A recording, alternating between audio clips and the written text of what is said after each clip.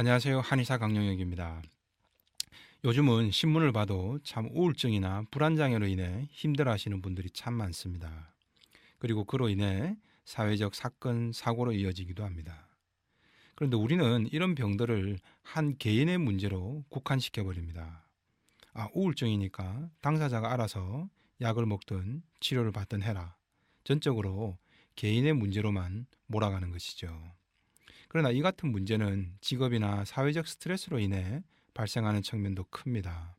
원인이 꼭 개인의 문제만은 아니라는 거죠. 또 그 파장이 결코 한 개인 당사자에게만 국한되지도 않습니다.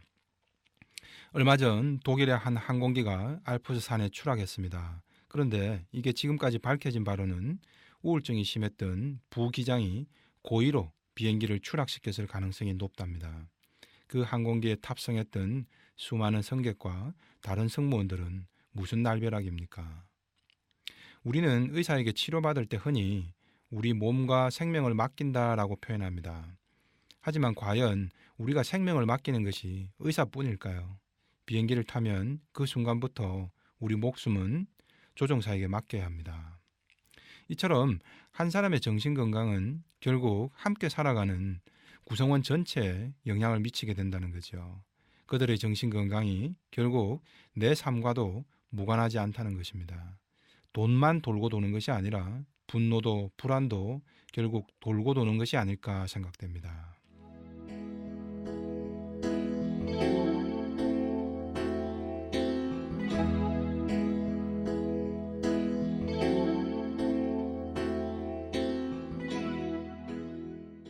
이런 차원에서 최근 KTX에 근무하면서 심한 우울증을 앓게 된 여성몬이 산업재해로 인정받게 되었다는 소식은 그나마 다행이 아닐까 싶습니다.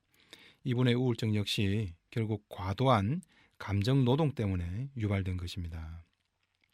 900석 승객의 검표를 직원 2명이서 다 해야 하고 취객이나 부정성차 고객들을 대하는 일도 엄청난 스트레스라고 합니다.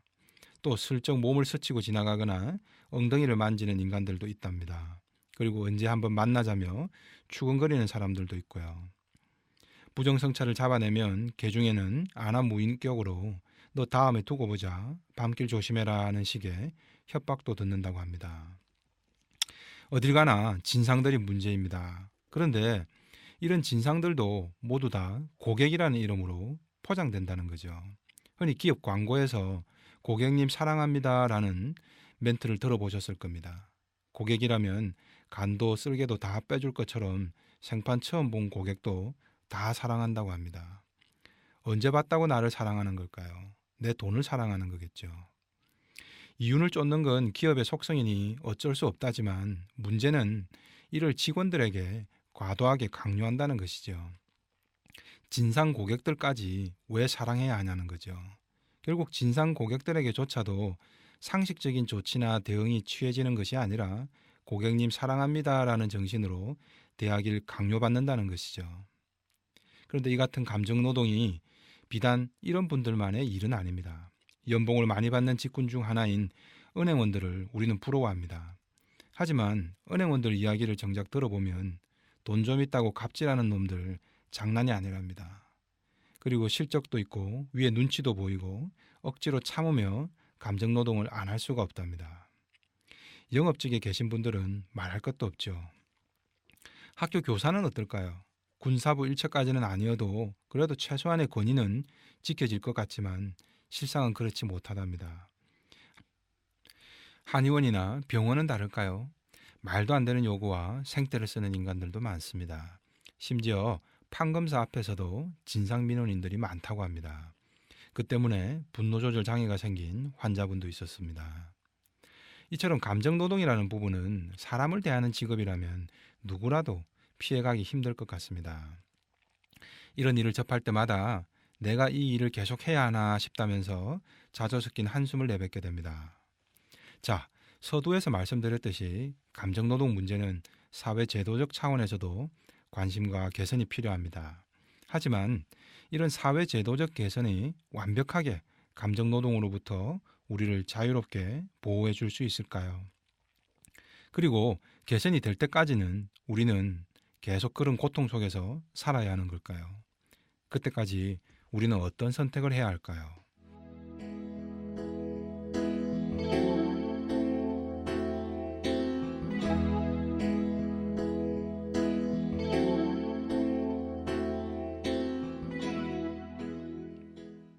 우울증 때문에 자살 충동을 호소하는 한 20대 여성 환자를 보시겠습니다. 이분은 백화점 직원인데 왜 우리 백화점에선 미국처럼 총기 난사 사건이 안 일어나나 싶다라고 말합니다. 고객들에게 치이고 진상 고객들한테도 오히려 계속 사과해야 하는 상황이 반복되면서 얼마나 극단적인 분노가 형성되었는지 이 한마디에서 짐작이 가능하겠죠. 처음에는 두통에서 시작되었던 증상이 점점 우울증 양상으로 가다가 이제는 자해 충동을 느끼는 상황이 됐습니다. 애초에 분노의 대상은 외부에 있는데 왜 이분은 지금 자기 자신을 파괴하려는 충동을 느끼는 것일까요? 감정 노동이 심할 때 대부분은 부정적 정서를 참고 억압하게 됩니다. 그래야 우리 자신의 위치가 유지될 수밖에 없다는 절박함 때문이겠죠. 하지만 이런 감정을 억압하고 부정하는 방식에는 반드시 한계가 옵니다. 처음에는 몸 여기저기가 아픈 현상으로 나타납니다. 검사받아도 원인도 잘 안 나오고 치료를 해도 효과가 좋지 못한 병들이 생겨납니다. 그런데 이 단계에서도 억압된 욕구를 제대로 해소해 주지 못한 채 참기만 하면 감정 표현 불능 상태로 가게 됩니다. 그리고 이 상황에서는 점점 적군과 아군에 대한 식별 능력이 흐려집니다. 애초에 총으로 쏴 죽이고 싶을 만큼 분노가 치미는 대상은 바로 진상 고객이거나 참도록 강요만 하는 사측 간부들이겠죠. 하지만 자신의 직업 역할상 그럴 수는 없다라며 또 참는 선택을 하게 됩니다. 자꾸 그러다 보니까 결국은 총구를 바로 자기 자신에게로 향해 버리는 겁니다. 죽이고 싶도록 미운 것은 상대인데 오히려 자신을 자해하려는 충동이 강해집니다. 이는 상대를 제압할 수 없는 약자의 수동공격 심리입니다. 차라리 나를 해쳐서라도 나라는 존재를 이런 상황에서 빨리 벗어나려는 하는 것이죠.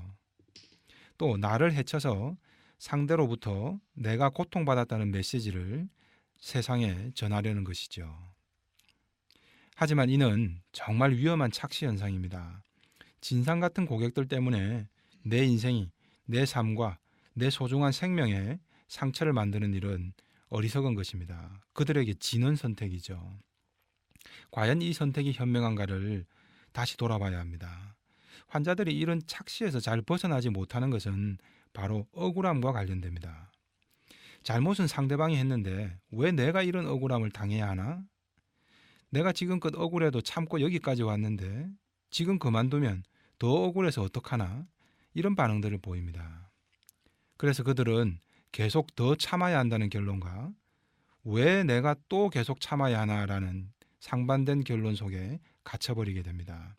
양립할 수 없는 모순 속에 갇혀버리는 것이죠. 그래서 그들이 내리는 돌파구이자 결론이 결국 자해인 것입니다. 술을 마시고 엉망이 되거나 우울증을 호소하며 삶의 동력을 상실해버리는 것도 다 마찬가지입니다. 이분 입장에서 보면 억울한 것도 맞고 부당한 것도 맞습니다. 서두에서 말씀드렸듯이 이런 부분에 대한 사회적 제도 개선도 필요합니다. 그런데 오늘 당장 어쩔 겁니까? 상대가 변하고 사회가 다 변할 때까지 나는 억울하다. 그래서 나는 우울증에 걸렸고 그래서 나는 자살 충동을 매일 느낀다. 이 결론 속에서 살아야 하는 것일까요? 자, 진상 고객이 상식적 범위를 벗어나는 무례한 행동을 할 때 예전처럼 참지만 말고 단호한 태도로 임하면 어떨까요? 환자는 말합니다. 아니 그러면 내가 회사에서 불이익을 당하고 월급도 깎이고 더 몸이 힘든 부서로 쫓겨나갈 것이다 라고 말합니다. 최악의 경우에는 회사를 그만두도록 압박을 받고 새 직장을 알아봐야 할 수도 있다. 그럴 수도 있죠. 충분히 현실성 있는 추론입니다. 자, 그럼 이를 놓고 비교해 봐야 합니다. 매일 우울과 불안 그리고 자살 충동에 시달리는 지금 상황 A와 고객에게 단호하게 말했더니 월급도 깎이는 상황 B. 하지만 B 상황에선 진상 고객에 대해선 속은 좀 후련하지 않을까요? 감정 노동은 덜해졌으니 우울, 불안, 자해 충동까지 가진 않을 겁니다. 그럼 A와 B 중에서 과연 어떤 것이 내게 이익이 더 큰 것일까요? 내가 감정 노동을 하지 않고 진상들한테는 내 감정도 다 드러내버리고 했다. 그랬더니 회사에서 해고당하고 새 직장을 알아봐야 한다.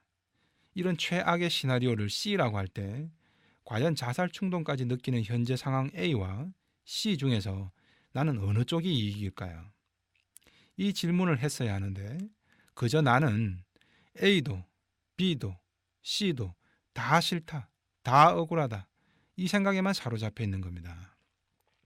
돈도 직업도 내가 있고 난 뒤에 있는 것 아닐까요? 이 직업이 내 목숨보다 내 삶보다 더 소중한 것일까요? 소중한 것의 우선순위를 다시 점검해 봐야 합니다. 어느 것도 내 건강과 생명과 맞바꿀 만큼 소중한 것은 없습니다.